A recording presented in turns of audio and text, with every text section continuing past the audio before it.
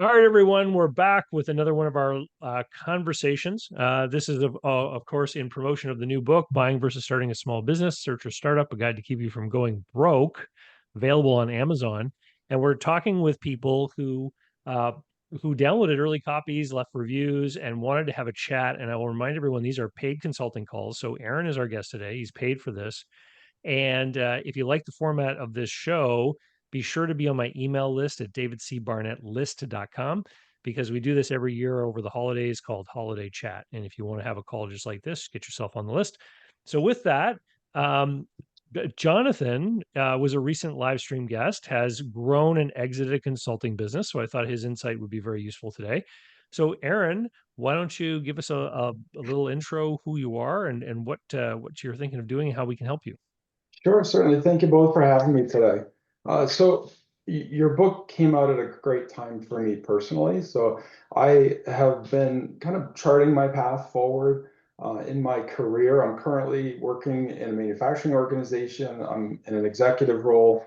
I kind of work as an internal process improvement consultant, and that's the type of work that I've been doing for a number of years now inside companies.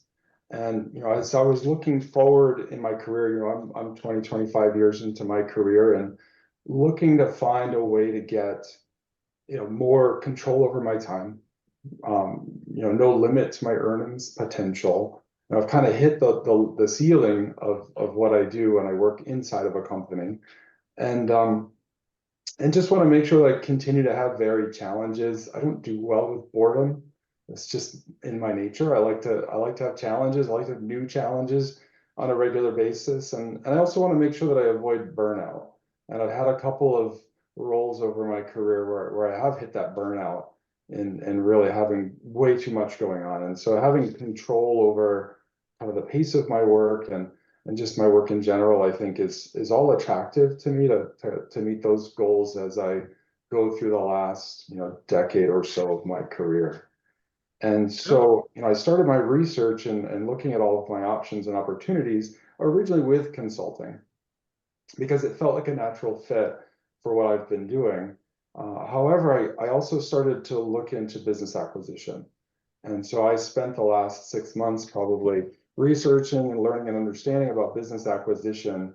And actually, David, I had a call with you about a month ago, and we talked about what it would take to replicate my current income level Mhm. in a small business that I acquire. And it does push the business size, into that private equity space. The multiples are higher, the businesses are larger, and a very, very helpful call, right? And then very soon thereafter, I got access to this new book of yours, Buying versus Starting. And I went through the book as a very active listener. I answered the questions, I wrote out every answer, took the time to really think about it. And I think by doing that, got a lot of value out of the book that, Mhm. just reading it wouldn't have brought as much value as it did by being an active participant in the book. And it really helped to solidify my thinking. And so what I wanted to talk about was some of my assumptions, some of my thinking that have brought me to where I am today, and just test the assumptions and see if I'm still on the right track and see what your thoughts are. Sure. Can you tell me first though, in your corporate work, um, is it mostly projects you're working on? Can you kind of describe a problem and then Mhm. how you would interact with the problem and what it kind of looks like for people who may not be familiar? Yeah, sure. So what I do is in manufacturing is called continuous improvement or Lean Six Sigma. I'm the head of that program globally for our organization. And so I do take on projects myself that tend to be company-wide, large corporate initiatives, multi-site initiatives. We have 13 sites globally. But I also manage a team. And so I have a corporate team, and then I have resources and people at every one of our sites that drive our continuous improvement program at the sites. So part of what I'm doing is, developing and running this continuous improvement program and managing my team. And then part of what I'm doing is direct project-based, execution of large kind of corporate initiatives. And that includes rolling out our performance management and our overall kind of business system that we use to manage the business. And I've been with this current company for about 5 years and got to be a part of developing and rolling out kind of all the stuff that we use to run our business today. Okay. So so it's not necessarily that things are broken. It's just you're continuously looking to make things better. Both can be true. Sometimes things are broken and I can come Right. in and fix them. Sometimes it's internal. We've got internal, it could be manufacturing processes that are broken, business or procurement. I work with our finance team. I work with our sales team. Sometimes I work with our customers and fix the business relationship between us and our customers and make sure that things are working well and we're communicating clearly and that we're all kind of aligned on expectations and things like that. So kind of a jack of all trades. I get to play in everybody's sandbox, basically. Okay. All right. And so, sorry, you had some things you wanted to go through a list. Yeah. So, again, I was looking at buying a business as a potential next step for my career. And again, seeing the multiples being as high as they were, and it just didn't have enough cash for that size of business to put the down payment down that would be required. So then I started going through that decision making. Should I start something? And when I mean start something, I'm thinking a solo consulting business. Where I would initially just work for myself, work with companies. I have a lot of contacts that I could reach out to and likely start from there. Um, I'm not thinking of building a consulting practice initially, where I would be looking to hire people and build a team. Initially, I'm thinking of a solo consulting business. Um, One of the things that drove me toward buying an existing business versus a consulting practice was the desire to not directly trade my time for money, Hmm. right? And that to me it sounds limiting and it sounds kind of risky in the sense that I'm looking for more control over my time, and I didn't want to position myself in a space where it would require a lot of my hours, and to get more money I would have to just look for more hours, right? Or just try to get as many billable hours as I could. And so that's one of the things that held me back from consulting and made business ownership more attractive.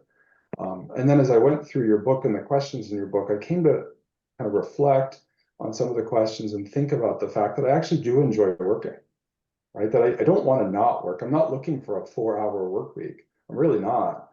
I want to work, but I do want to work in a way that's balanced. I have 2 kids. They've got active lives. They're still in school. I like being a part of their lives. I like being available to be a part of their lives. And so as long as I'm able to make it all work in a way that's balanced in terms of the time commitment, I'm okay with it. And I do believe that I can always work to drive my value higher to get my earnings higher in the consulting space versus just thinking of it as a pure kind of Hmm. hours consulting.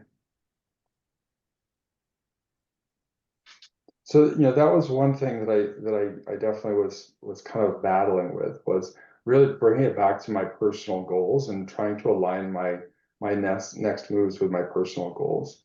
I don't want to be a contract employee for a company. I'm not looking for them to say, everyone want to bring you in, here's your hourly wage, and we're Right. gonna use you. I want to do higher level consulting.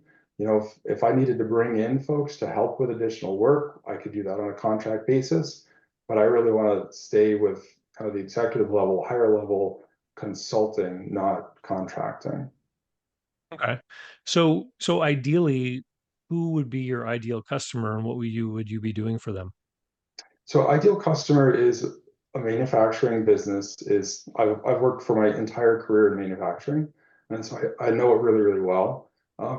Company size, you know, smaller companies would be okay. I've worked with in companies as small as maybe 300 million in annual revenue, but I've worked for multi-billion-dollar organizations for most of my career. So larger organizations would likely be a better fit for my skills and experience. They tend to be more complex, but I kind of like the complexity of it. How big do they normally have to be before they start to have this talent in-house, like your own situation currently? Yeah, so I would say you'd have to be at least several hundred million in sales. I mean, I've seen some that have a site with maybe 50 million in annual revenue might have a resource, that's at their site, but they also might not be able to justify it. And Mm. the types of skills that I use and the things that we do, often there are practitioners that aren't full-time in their business that have some of these things, and they're looking for a CI or continuous improvement program using part-time skills from employees that they already have on staff.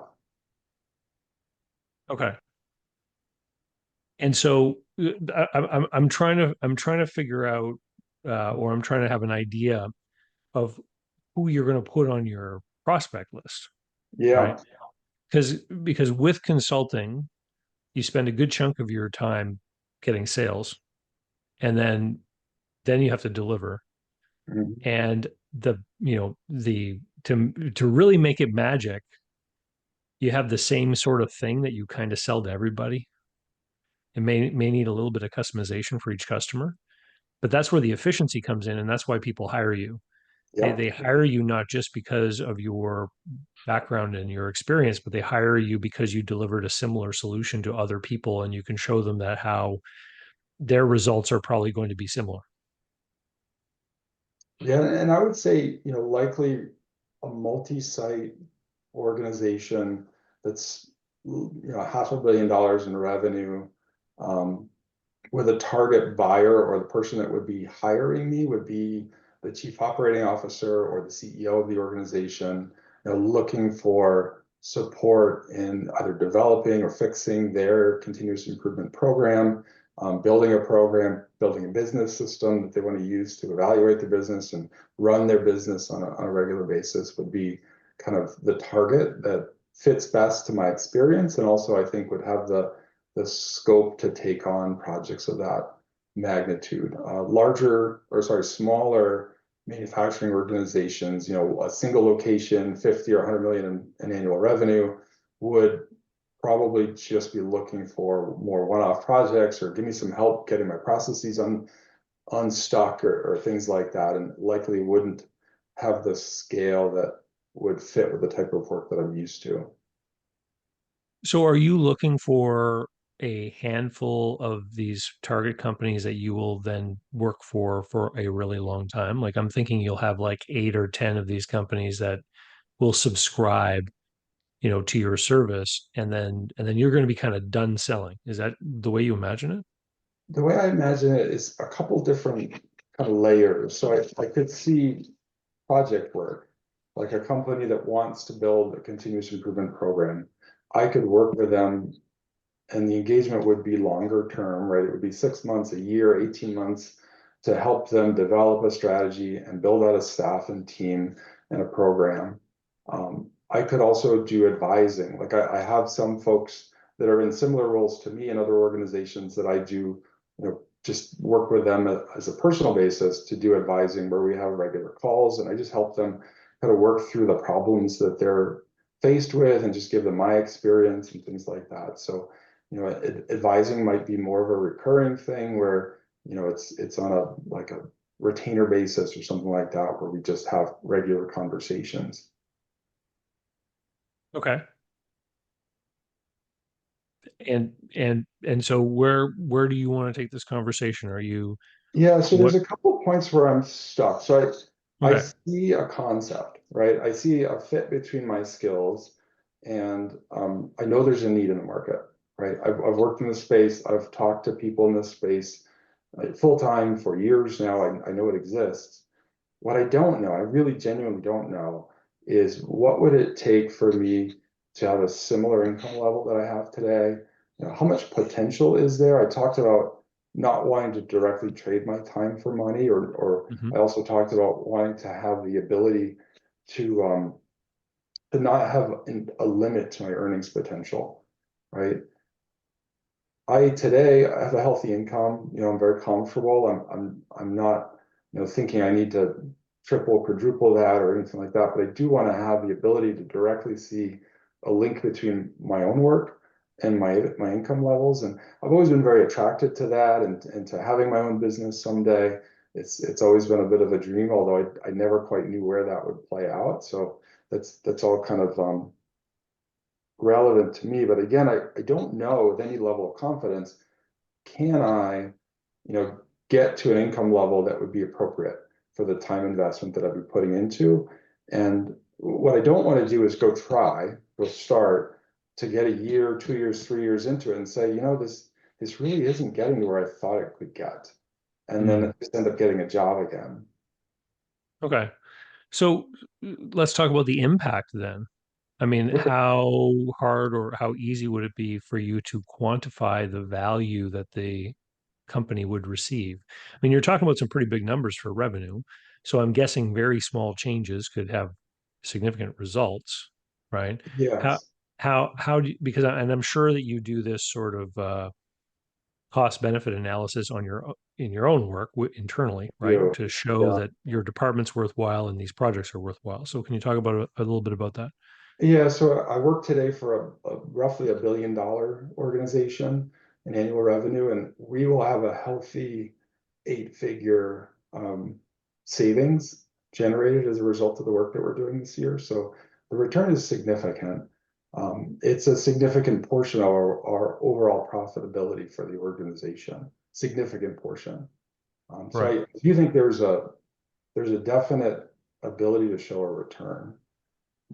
Okay. And so would you be able to go to someone, and I'm just going to draw numbers out of the air here. Yep. Would you be able to go to someone and say, "Hey, I know that you're looking for help with a continuous improvement program. I have this package. It's a retainer package, and here is what I will do for you. And it's $100,000 a year to subscribe to, and you can typically expect within the first 2 years to enjoy savings of over $500,000." Like, would that kind of offer or pitch be a realistic thing? Absolutely. Yeah, without a Okay. doubt. Yeah. So then, if, I mean, people all the time make investments. I was talking with someone the other day who switched out all the light bulbs in their company because in aggregate, it made a lot of sense. Okay. Yeah. Yeah. So people will do those kinds of investments all the time. Where do you think the problem is? Is it in finding the prospects or closing them and getting them converted into customers? Interesting question. Yeah. I suppose for me, just not having worked in this space before, that I know how these conversations happen internally. And our cost benefit analysis is based on the cost of hiring full-time employees and the investment that we make in those employees. And so I understand how we make those decisions. I have hired consultants in this space over the years as well, but their businesses are not the type of business that I would be attracted to. They were Oh, providing. can you tell me why? Like, what would be what were the things you saw about their businesses that you didn't like? So typically I was hiring them to do like a training program. We pay them $10,000 for a week of training or something like that. And so the scale isn't there, right? The what I'm paying them isn't nearly what I would need to do something similar. And they're Right. also the type of work that they were doing and have done for me is typically more specific and small. Like it's providing a training, providing a seminar, these things that I could certainly do myself, but I would often likely think to contract that out because it's relatively easy to find and it's more commoditized. Okay. So, but let's look at it from a couple of the things that you said. Mhm. You said that it was sort of this very specific thing, and it was a very reasonable price for what you got, and it wouldn't make sense for you to have developed the capacity internally in your organization to do that. Yep. So, in my mind, what you just described is that that consultant offered great value, Yes. Yes. right?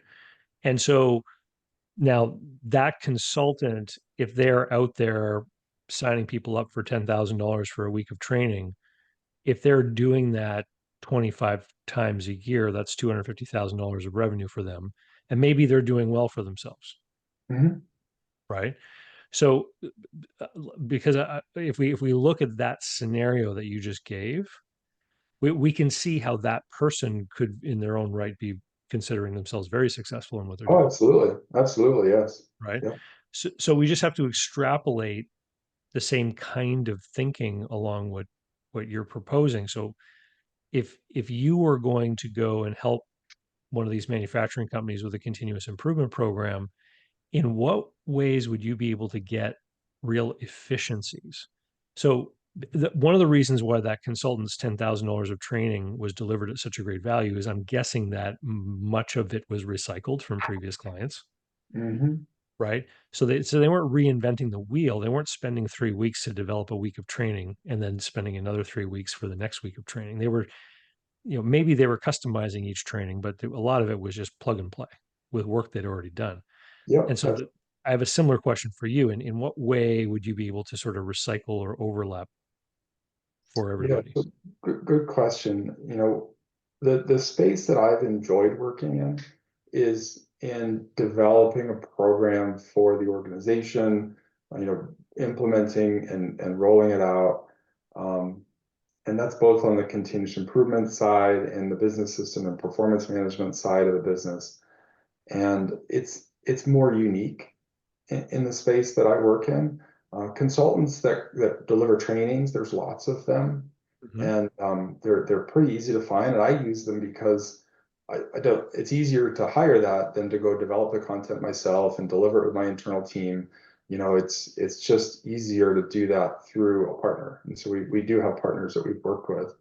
Um, but what's attractive to me is working at that higher level. And like I mentioned before, I've worked with some folks that are in a similar role to me at other organizations, and I've helped them, kind of set their strategy and develop their program and things like that. And that space is definitely attractive. But again, I've never hired someone to do that type of work for me, right? I've done Ha- that myself. Have you ever run across a consulting business that was doing what you are imagining you would like to do? That's a good question. I have seen some, though, although I've not spoken with them. Right, so I Okay. don't really know anything about what their pricing would look like. I don't know about what the depth of their engagement would look like and things like that. Okay. John, I see you nodding, Jonathan, as we're going along Yeah. here. Did you have any questions for Aaron about what he's contemplating? Yeah, I think a bunch of things. I think that Aaron, I heard you talk about like my words, but kind of your risk appetite to try this and what happens if it doesn't work over the first 3 years. Yeah, So I'm going to say there's a 100% chance that you're just going to learn a bunch of stuff and not everything's going to work and it's going to be lumpy in the first yeah, couple of yeah, years. And so if you're looking for guarantees, I would go get another job. yeah. Um, I already have the guarantee. I understand yeah, that. yeah. So that's kind of important. Coupling with that, having a good runway in terms of finance and also just your comfort and cushion to put yourself into this space. The last thing that any of us want is to show up to try to sell desperate. If we really need the sale, like there's nothing worse because we start to undercut ourselves and the confidence and all the things, right? Hmm. So they're just a couple of like quick thoughts. I think the thing that I'm hearing is that you're sort of interested in a space that is maybe south of being a fractional C-suite employee and north of just doing trusted advisory work. And there is a space in there. The money is in the strategy, not in the implementation. The Hmm. more you're implementing, the more you're dying. You'll Yep. need people, you'll have to scale to implement. You'll need people. You'll have to Yep. train them. You'll have to teach them. You'll burn all your time on paying them and telling them how to do it. So like the closer to the advisory work that you could create would be better. Um, I think what comes up for me is I'm hearing kind of like the price tag of what the thing that you'd be selling. Like it feels to me like it's going to be a long sales cycle, probably a long time, a lot of meetings, a lot of convincing, a lot of here's the value, here's how I design it. A lot of like, I'm going to leave you with the capacity and the internal resources to be able to implement. Uh, so you'll probably need to have more than one product. You'll need to Mhm. have some advisory work that's kind of lower to get them in, sell them the $100,000 3 year, $100,000, every year for 3 years, but taper it because you're not going to be able to sell too many of them because you've actually got to deliver the work. Yeah. Yep. So, if you had 3 or 4 clients on the go at any time, that you're done. Like you're never Yeah. going to keep your head screwed on. Even with an EA and some other just slight little bits of support. So I mean that's sort of what's coming up is the Mhm. sequencing is going to be the magic. It's like if you can like have year 1, I'm doing the hardest thing. Year 2 is a bit easier, and year 3 is pretty simple. And so every year I'm selling one hard thing, and I've got some things in the hopper. That's how I would kind of like imagine being able to kind of sustain that level of things. Because on some level, it's like David was saying, it's like it's easy to kind of sell the exact same thing for $10,000 over and over and over again. Like you can get good at that. Yep. But it's selling very high ticket, very customized pieces of work. It's not really about your time. They're not buying your time. No, not at They're all. just buying what you know. Yep. And it's like, if you want to hire me for a year, like we'll hang out. It's $100,000. Like that's kind of what you're saying. Like I'm going to fix all of your problems over the course of 3 years. And I'm going to design you a great big program.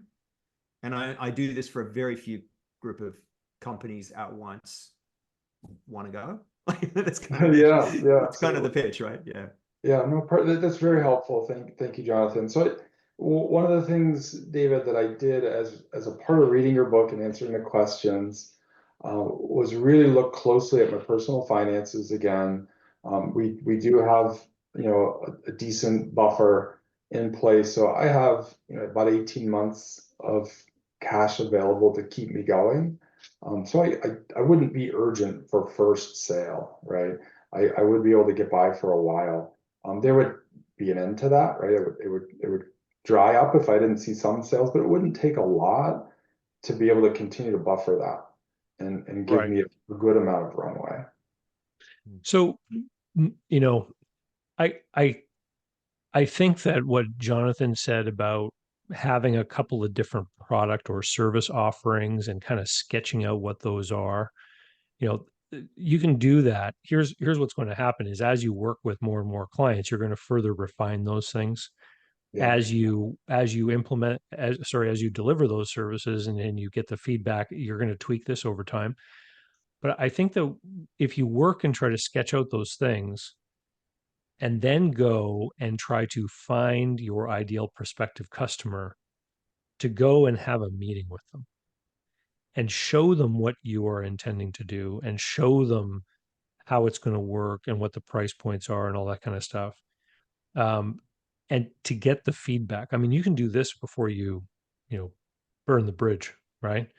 And Mhm. you can kind of feel from them what the appetite might be or the reception might be, because the hardest thing about all of this is going to be making sales.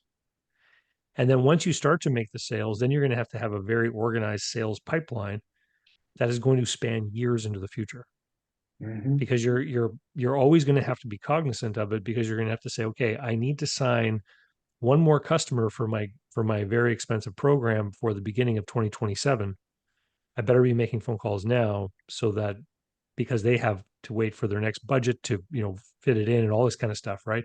So Mhm. it could be a very long selling cycle, and anyone who has a very long selling cycle like that, um, could definitely benefit from having some quicker win type of things in their basket of offerings. Yep. Yep. Absolutely. Yeah, So, David, but you know I what? go ahead. I was gonna say, I love what you're saying. I think that there's always a gap between the things that people think they need and as an expert, what you know they need.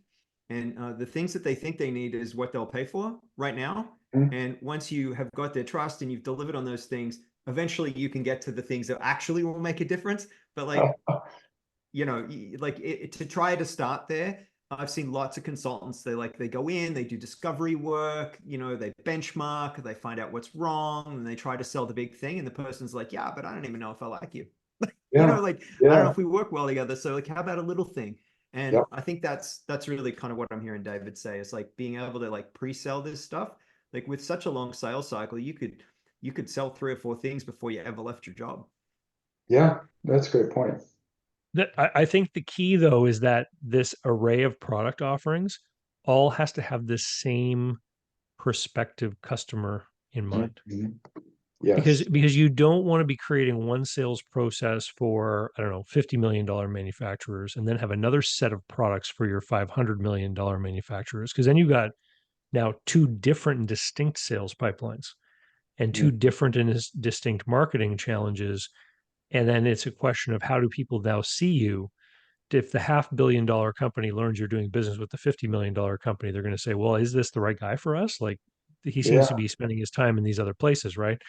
And so that's the challenge is and when you're talking about such big companies, my guess is that you could create a prospect universe relatively easily, right? Like, even though we're the private companies are private, but you can still probably be able to determine, hey, that's a company with locations in 15 states. They likely are in my category, right? like Yep. like you could probably create a prospect universe, and with a sales challenge like this, you could probably even do some research about each of them, like just using LinkedIn. Like, you could, let's say you ended up with, I don't know, a few hundred names on this prospect list of manufacturing companies of sufficient size. You could then, hire a VA to help you or do this on your own, but you could look up the name of the company and then, continuous process improvement in LinkedIn and just see if a person pops up. Hmm. Here's Sally and she does continuous prospect improvement at the company. You could start to create almost like a little database and just see which of these prospects seem to have these talents in house, which ones don't. Look at who might be there. You might even be able to look at their website and find some kind of about us information that talks about their company. Different companies share different amounts of information, Hmm. but you could, sort of hand select some ideal candidates who could be your customer, and then hand select some that are probably likely not going to be your customer. And this is kind of counterintuitive, but you want to find some companies that are the right size to do business with you, who, for whatever reason you imagine, may likely not want to do business with you. Those are some of the first doors I'd knock on, Yep. because it gives you an opportunity to test your offerings and talk to people when you likely aren't going to make a sale anyway. And if the meetings end relatively short, you can then say, well, hey, I'm looking for feedback on this as I talk to other people. Where do you think I'm coming up short? And turn it into like a little focus group session without, them having really realized they signed up for it. Um, Yeah. you can gain a tremendous amount, um, and in understanding what they think is important. Because, to Jonathan's point, they're only going to invest money if they see the value and they think it's something important or worthwhile.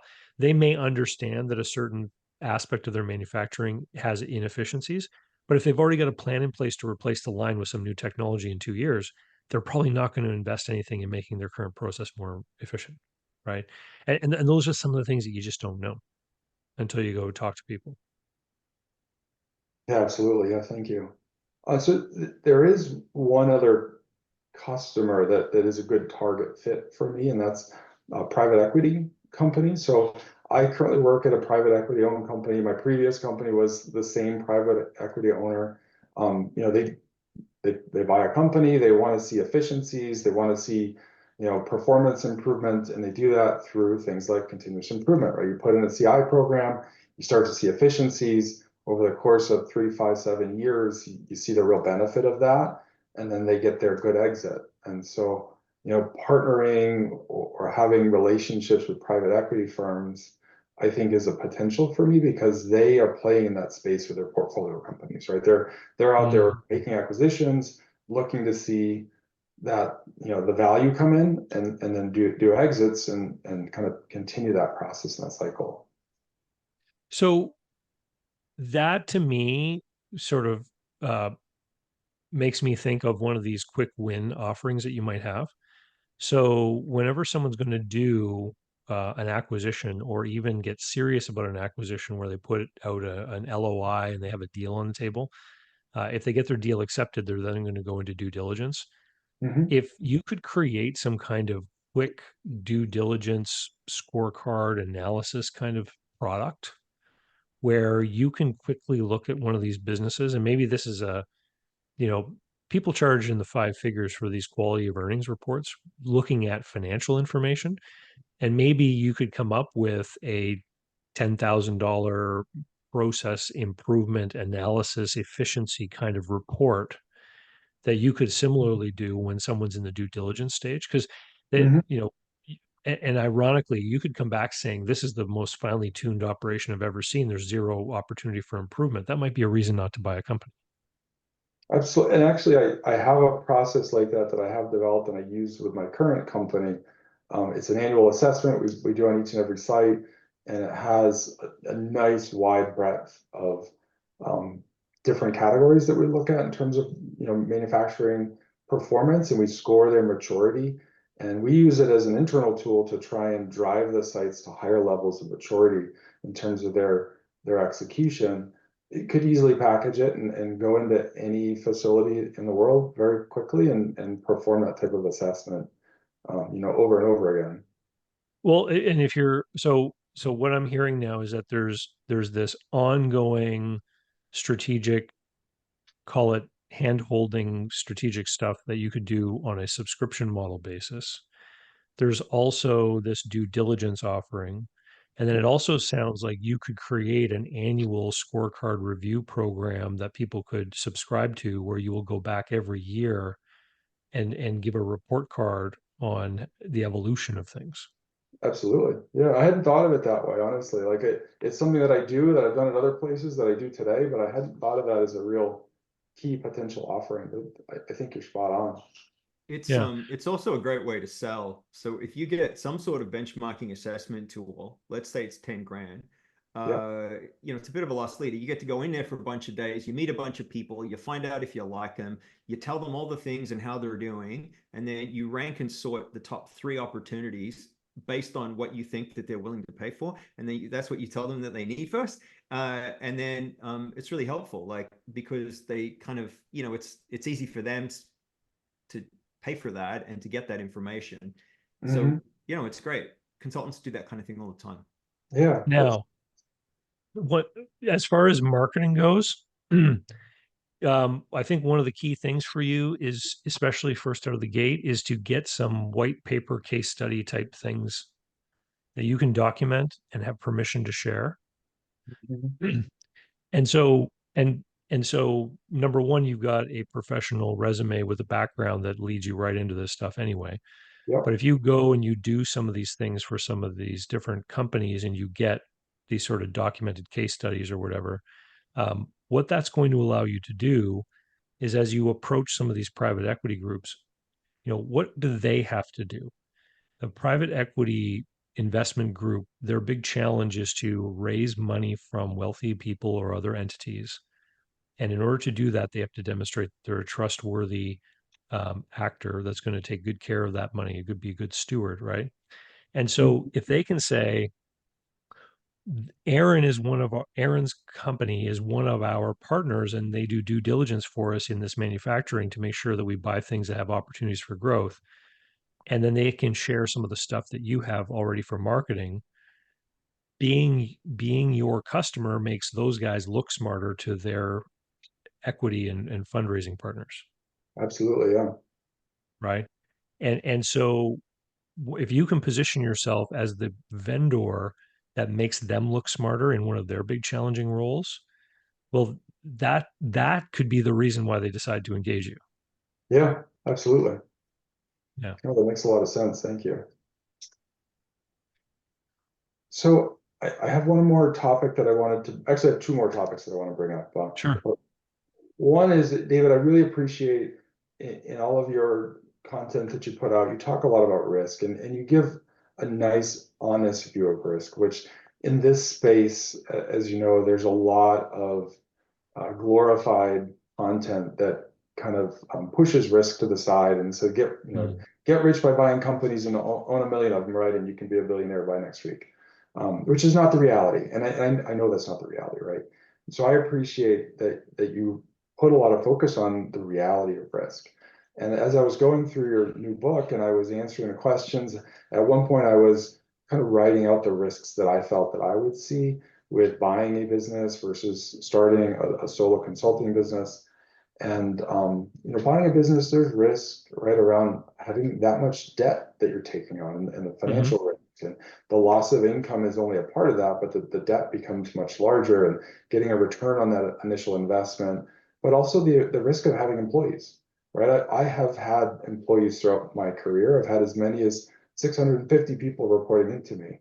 And with that comes people stuff, right? There's just a lot of Hmm. people stuff, and it's never ending. When you have a lot of employees, somebody is always quitting. I for a while I was playing a game with my wife when I come home and say, nobody quit today, right? It's a daily thing. You're managing that.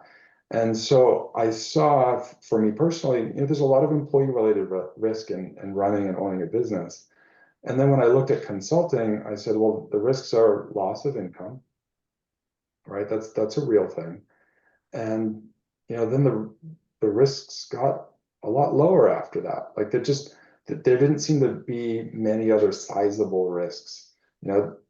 Loss of income is real, but it's measurable, right? And it's kind of controllable. And like I said, I have a safety fund in place, and my wife works as well, and that helps mitigate that risk. But can you, David or Jonathan, think of risks maybe that I'm not thinking about in entering the consulting space? I've got a big one, but I'll let Jonathan go first if there's one that Well, you I you mean, can there's a couple identify. that show up. I mean, when you're in strategy work, just make sure you got good errors and omissions insurance. If you give shitty advice and somebody loses a lot of money, you're in trouble. So that's important. Mm. Uh, if you're selling very long-term engagements that don't have a payback for quite a long time, your health is a risk. So if you ever were not able to work and you Mm. don't have a scaled out business, you are going to have to refund that money. So like, I have a trusted advisory and coaching kind of business. And one of the things that I designed when I came into it was I needed to be able to always give back all the money if somebody wasn't happy. Yep. Now, I haven't had to do it, but like if somebody wasn't, I needed to be able to go, no problem, here's your money back. Because I'm only as good as my reputation. And I would want that person, they could leave pissed off, but they couldn't leave poorer. Hmm. And so that felt really important to me. And I think, multi-year, very high price ticket kind of engagement with companies, there's just inherent risk in your ability to be able to deliver. And it could be your own health. It could be changeover at the company. Like you're halfway through something and the senior vice president that, bought the project moves on, and you don't have a fit with the new person. And, you spend the next year and a half working for somebody that you don't see eye to eye with, who doesn't feel connected to you, who doesn't want to see this project succeed. And you're in it and you're stuck. And it's kind of Yeah, like the worst kind of job, So there's some risks that show up for me. those are Yeah. really helpful. Yeah, thank you. You kicked this off by saying you wanted to have more earning potential and control over your time. And so one of the risks that people often don't see is that if you are going to have control over your time, there will come a time when you're going to have to tell someone who wants to give you money, no. Yes. And here's the risk is that if you are have any kind of fear in your mindset about money and the future and cash flow, you won't have the courage to tell someone no. And this is how, entrepreneurs, in particular, people like solo consultants end up working 80 hours a week Yep. because, maybe maybe there's a downtime and they go, oh, I better hustle to get some business. And they do a bunch of sales calls. They make a bunch of efforts to get business and then they get a customer and they breathe a sigh of relief. And then two more of those people call. Yep. And they just did a bunch of work to try to get those people.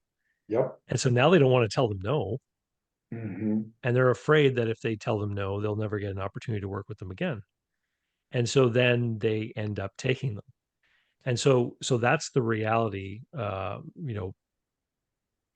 I for for people that have these very small businesses, um, I think the number one thing is to make sure you have a marketing and sales system that is functioning. And, for my business, Great. for my consulting business, it's a YouTube channel. And it's the fact that Yeah. there are books out there for sale, right? It's always bringing new people into my orbit that want to reach out and talk to me and stuff. And that's my marketing and sales system. So if I get a day where it's pretty quiet and I'm kind of finished work, 10 years ago, I used to panic. I used to think, oh my goodness, there's 3 hours left in the day. I better do something that will bring in business. Now I've learned to put my headset in and go for a walk Uh-huh. and say, like, okay, well, I've got this little reprieve. Let's enjoy time because I told myself I wanted to have a great balanced lifestyle. And that's what this means. It means going for a walk at 3 o'clock Tuesday afternoon. Right. And then, of course, it starts all back up. Like it comes back to life. And the reason why it always comes back to life is because I've got that marketing and sales thing working. Where it doesn't come back to life is if you abandon that. And that's where a lot of consultants run into trouble, is because they work really hard on sales and they get work, and then they work hard on delivery and they forget the sales, and they end up on that. The roller coaster is often how it's Yes. described, or the feast and famine cycle, right? Oh. And so that's the number one thing. And where you're pretty precise in who you want to work with, I think you could have a very dialed in sales effort. I think that your marketing is going to be limited to creating support materials like those case studies and things like that, and things you can share. You might even want to do something like write a book, like, continuous process improvement for manufacturers with 500 million to $1 billion in revenue. It'll Mhm. never win any kind of, it'll never be on any top sellers list, but Uh-huh. it's okay because it means that you can, like, when some company that's on your list gets a new VP, you can mail them a copy, Yeah. right? Yeah. But you're always going to know these are my prospective customers, and so it's more of a sales effort. Hmm. And maybe there's going to be a couple of events or something like that, like conferences or trade shows that you might want to go to as a place where you shake hands every year.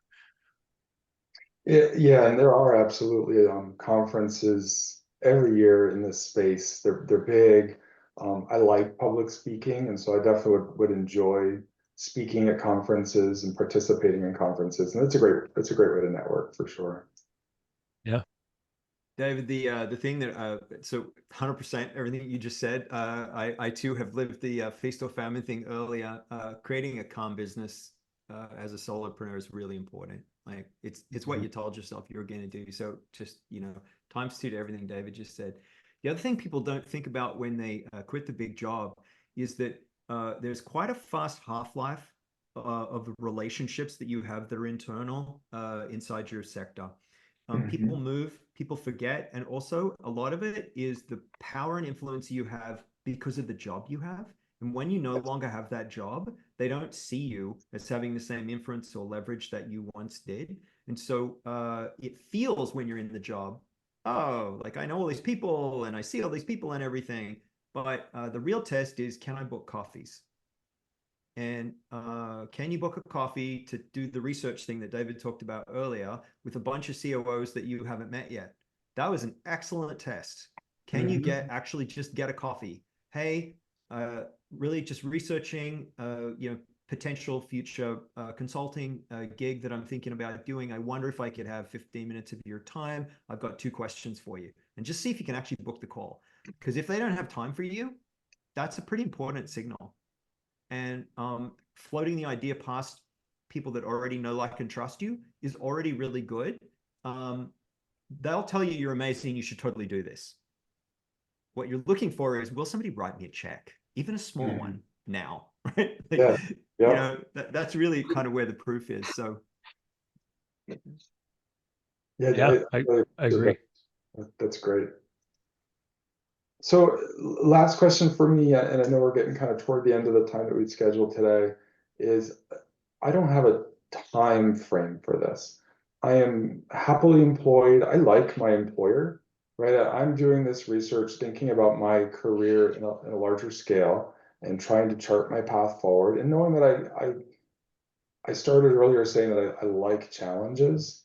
And so I do get bored relatively quickly, right? And I don't intend to do what I'm doing for the next 15 years because I just don't see it as being challenging enough. And so that's part of why I'm attracted to making the change. But I don't have a definite timeline. It's not like I'm unemployed. It's not like I'm suffering in any way. I'm happily employed. But I also know that employment changes quickly. You know, my private equity owner may sell the company and things could change rapidly. And with change, you never know when you're gonna find yourself out looking for a new employment situation. The risk to me now with this path is I've been in this research mode, this learning mode, this exploration mode, which has been very helpful and fruitful. And your content and your book has been very helpful in clarifying for me where to go. But I do worry that at some point I need to stop learning and start some doing. And I could stay in this learning phase forever. And so I just was wondering if you had any advice on how to put an end to the learning phase and get into the doing world. I'll jump in. Create a project. You're a project manager. So create a project. Tell yourself in the next 3 months, you're going to book 25 calls and you're going to soft pitch the idea. And you're just going to treat it like I'm going to do 7 a week and I'm going to make notes on each of them. And I'm going to follow it up, like create a spreadsheet and grind your way through it. And at the end, you'll be ready to make a decision because either 3 of them can't wait to hire you. And they're like, dude, can you start now? Or the market has told you something totally different and you're like, wow, turns out people only insource the kind of things I need to do and this will never work. I need to rethink it. Yeah, that's great advice. And so you'll have to create your basket of products before you do that. But let's say you do that exercise that Jonathan just suggested and you get a couple of people that want to go ahead and hire you. So then you're at this point where you're like, okay, well, I've got an indication from the market that they want my product or service. Is it really safe to leap? Because like you're kind of in this gilded cage scenario, right? Because you've got a great job, great income, great benefits, etc. And then you're still even with a couple of people who say they want to hire you, you're still jumping into the unknown. So if you're set on this path, if you say I'm really going to regret it on my deathbed if I don't do this, I've got to do this, then the way I would recommend you approach it is with a great cost-cutting value proposition for your boss, which is to go to them and say, I've figured out a way for you to save half my salary. And that is, to move yourself to some kind of part-time role and maybe even turn your current employer into a client. And then you know that you still have some degree of that steady income coming. And if they say, no, there's no way we'd ever do that, you're fired. Well, you're committed to this path anyway. So it's just a way of trying to have the best of both worlds. But it ultimately it makes the decision. It requires you to make the decision: do I stay or do I go? And I remember that at one. So there's a few jobs I've quit, but I remember one particular job, my Yellow Pages job. I really got along well with my boss, and I really, really, really didn't want to have to quit. I really didn't want to let him down because he had really put a lot of energy and effort and everything into me over the years. And so I did what Jonathan suggested. I created a project. I had dates. I had a flow chart of when things were going to happen. And my boss did one of the best things he could. He left and went on vacation and didn't tell me, not that he had to. And so on the day I was supposed to quit, he wasn't there. So I got to call his boss and quit, which I didn't mind doing at all. So I Interesting. I didn't have to quit to my boss. I just told his boss. And That is then later when he got back, he found out about it. So quick aside, I had a job.